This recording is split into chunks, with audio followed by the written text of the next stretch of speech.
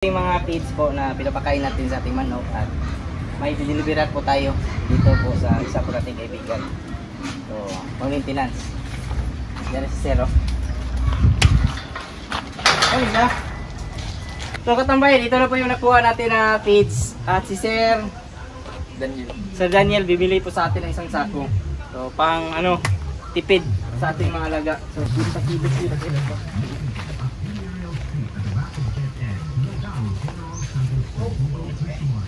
Kasako kung gamit. Sir, salamat ka. Salamat kayo. Ma'am, salamat kayo, ma'am. So yan katambayan, salamat kay Sir. 100. So yan katambayan, may delivery na naman po tayo ngayon sa ating feeds at sa mga kaibigan natin, no. Madami tayong dito.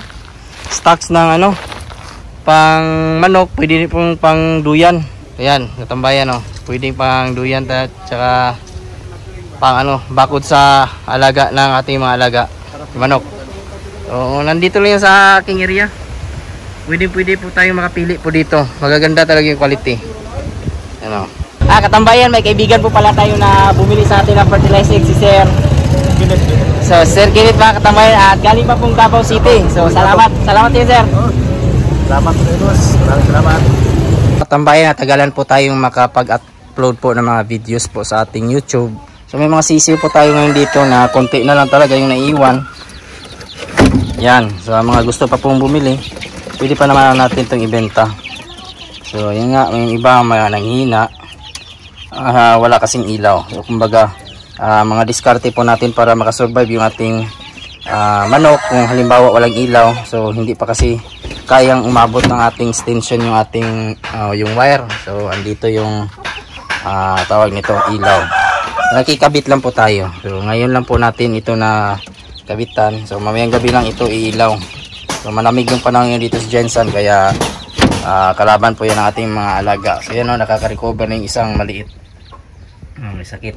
So yung ating kulungan ay niligyan po natin ng cover po talaga, harang sa gilid para yung lamig ay hindi po tumagos. So kunti na rin po yung ating itlog.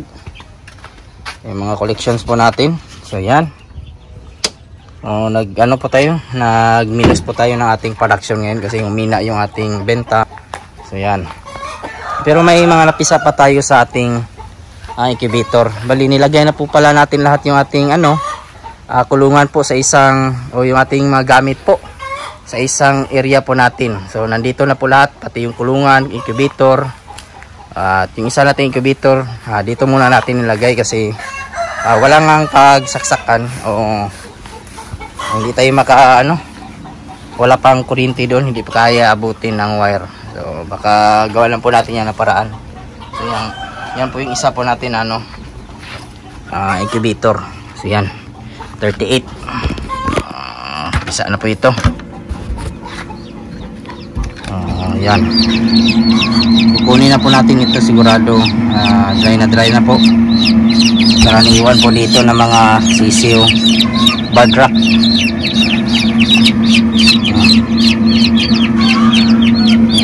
Yung mga iba na itlog, pag hindi na po talaga nag-crack, ibig sabihin wala na po talagang pag-asa yan. Yan. Na po natin. Obserbaran, pag ganun, wala na. Ibig sabihin wala na. So ito may diferensya yung isa nating sisiw kawawa.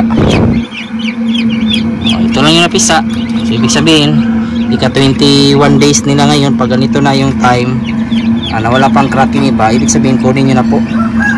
Hindi ngayon mapipisa yung mga itlog.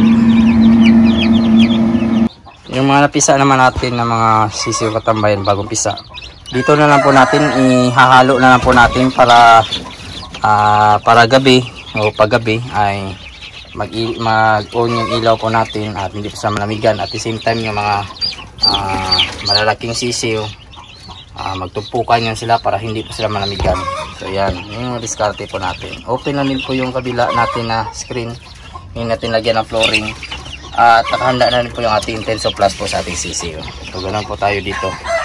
Iba na kasi yung setup natin. So yan yung setup natin. Nandito yung kulungan po natin, yung ating incubator na malaki. So wala na po tayong gamit doon sa kabila. Nandito na po lahat. So dito na po tayo magpaparami. yung ating area. Yan, umunti-unti ng ano, bumabalik sa dati yung damo. Yan, pag naging okay na naman ito, madamo na, at yun dun sa kabila ay kumbaga no, naubos na ng kainin, ililipat na naman po natin yung ating manok dito sa kabila para maka-range. Ang ating gagawin dito sa ating area na may incubator at saka yung ating sisiwan, harangan na lang po natin dito sa gilid. Harangan natin dyan ng net. Doon sa kabila, ganun din po, harangan po natin. Pero yung harapan po natin, ang ilalagay po natin dyan ay mga trapal para sa ganun po ay hindi po maging mainit. Kasi sintrong-sintro po sa init po yan. So yung ating incubator, pag natamaan po ng init, sigurado po tataas yung temperatura. Kaya nalagyan po natin ito dito sa harapan ng harang dyan. Harang po na trapal para cover po sa init. At the same time, yung ating kulungan ay hindi po maiputan. Kasi karaniwan po talaga pag manok, dito yan sila matutulog. Nakita nyo po, walang cover. So ang nangyari, iniputan po nila dyan sila nagtulog. So mahirap na po, mas mabuti yung malinis. Hindi makapasok yung mga manok po natin na malalaki. Gaya po yan, nakalabas. So karaniwan talaga, dyan po sila matutulog. So ganun lang yung ating gagawin sa mga susunod po ng mga araw. Sa nangyayari po sa panahon po ngayon o sa chicken industry ngayon dito sa ating lugar, sa Suksargen, ay talagang napakahirap po. Kahit ako po ay nahihirapan po makabenta po sa ating mga alaga. Para lang po makasurvive, ang ginagawa ko po talaga ay bumibili po tayo ng murang pagkain gaya po ng ating binibenta po, dinideliver. So yung atin nga, dinideliver natin, nagpa-add lang po tayo ng 100 po. So ano lang po ito, kumbaga Jensen area lang po talaga, malapit na po si Jensen. So, yung ating pinapakain po dito ay ano na po, yung maintenance po natin, na yung pinaghalong darak, limestone, trigo, crack corn, at may kunting soya meal sa pagkakaalam ko po. Ayan yung ating pinapakain po dito para makatipid po tayo. Nasa 800 per sako lang naman po iyon. So hindi po masyadong mabigat. Talagang makakasurvive po tayo sa nagmamahalang pong pagkain at yun, nagbabagsakang presyo ng ating mga alaga. Ayun, sa akin pa rin ay hindi po ako bumabagsak pa rin ng presyo. Since yung ating mga alaga po ay konti lang, so walang problema po sa akin yung ating sisiyo.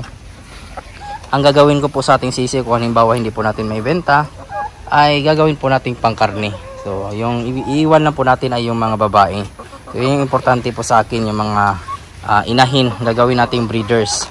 So yung mga lalaki, pagpipilian po natin yan yung ibibenta po natin per kilo. So sa ngayon dito sa Jensen, yung bintahan po ng mga heritage chickens na mga per kilo ay nasa ano lang po, 230 to 250. So yan yung ating mga diskarte ngayong ginagawang paraan.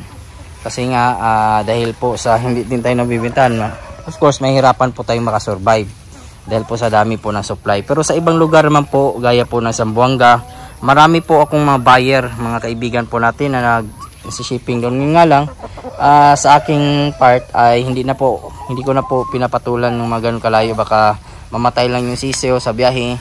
So sayang din naman po yung kumbaga investment nila, nagbayad sila sa atin, pagkatapos mamatay, ipa-deliver o ipasakay natin sa bus o sa van. So hindi natin sigurado na baka mamatay, maalagaan, maayos ng paglagay doon. So maaaring mamatayan sila. So mas mabuti po pag kung tayo po ay bibili ng mga sisiyo sa mga layong lugar, ay dapat ay tayo mismo kukuha, may sarili tayo sasakyan para sa ganon ay ma-plaster natin o mailagay po natin ng mas maayos sa ating area, sa ating sasakyan, yung mga alaga po natin na sisiyo, yung box po. So ganon po ako. Minsan nga nagde-deliver po tayo sa mga malalayong lugar, 3 hours, wala naman pong problema po yan. Yung mga naiwan po natin ng mga manok ngayon ay mga ganun pa rin, Rhode Island Red, Decal Brown, Black Astolorp, mga kabir. So konti lang po yung ating alaga ngayon. So minus po tayo para sa ganun ay makatipid din po tayo sa patuka. Yan yung ating mga diskarte. Yung itlog naman po nila, patuloy pa rin ang itlog yung ating mga alaga. So yan o, nangitlog nga yung isa. Yan sila ang itlog. Sa damo po natin dito ay yan nga, unti-unti nang nauubos, napapatay o namamatay. Kasi kinakain nila, merienda po nila. So yun yung maganda sa malaking area. Yung mga diskarte po natin para makatipid. So natagalan talaga tayong mag-upload ng ating videos. Nahirapan po tayo kasi may